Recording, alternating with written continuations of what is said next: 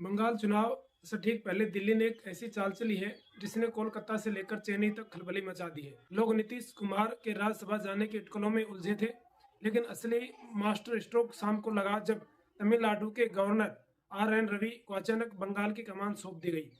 मुख्यमंत्री ममता बनर्जी की बेचैनी बता रही है कि इस बार मामला सिर्फ राजभवन तक का नहीं है, बल्कि इंटरनल सिक्योरिटी के उस स्पेशल ऑपरेशन का है जिसके उस्ताद खुद रवि माने जाते हैं। RN रवि की नियुक्ति के बाद ममता बनर्जी की प्रतिक्रिया वैसी ही थी जैसे खिसियानी बिल्ली खंबा नोचे। उन्होंने तुरंत ट्वीट कर नाराजगी जताई कि उनसे सलाह नहीं ली गई कि आप किसको राज्यपाल बना रहे हो पश्चिम बंगाल का। वैसे मुख्यमंत्री की सलाह आमतौर पर नहीं ली जाती है कि कौन मुख्यमंत्री बनेगा कौन नहीं बनेगा, लेकिन रवि के राज्यपाल बनने से दीदी का BP बढ़ गया है, बहुत ज्यादा हाई हो गया है। कई चीजें हैं पश्चिम बंगाल में, घुसपैठ, इंटरनल सिक्योरिटी, SIR। जहां PM मोदी और गृह मंत्री अमित शाह घुसपैठों पर एक्शन मोड में है, वहीं बंगाल बॉर्डर सुरक्षा के लिहाज से सबसे संवेदनशील बना हुआ है।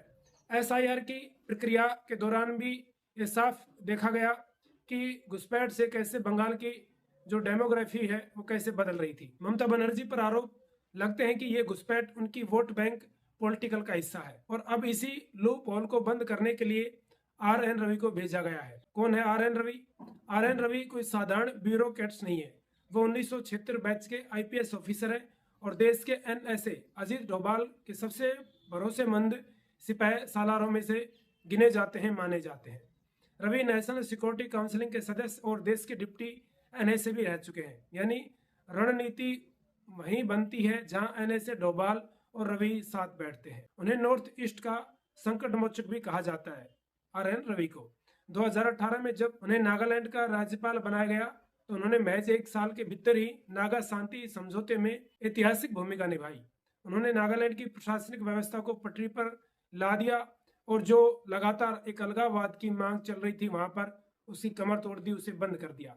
इसके बाद तमिलनाडु में MK स्टालिन सरकार के साथ उनकी तनातनी ने साबित कर दिया कि वो झुकने वाले ऑफिसरों में नहीं है।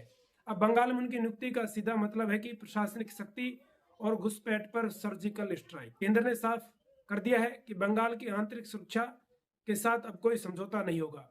अगर RN रवि अपने पुराने ट्रैक रिकॉर्ड के मुताबिक बंगाल की कानून व्यवस्था और बॉर्डर सिक्योरिटी को टाइट करते हैं तो ये सीधे तौर पर ममता बनर्जी की राजनीति पर काउंटर अटैक होगा। यही वजह है कि दीदी संविधान की दुहाई दे रही है, क्योंकि उन्हें पता है कि अब राजभवन में कोई रबर स्टैंप नहीं है कि जो कह दिया वही हो जाएगा, बल्कि एक सिक्योरिटी एक्सपर्ट बैठा है।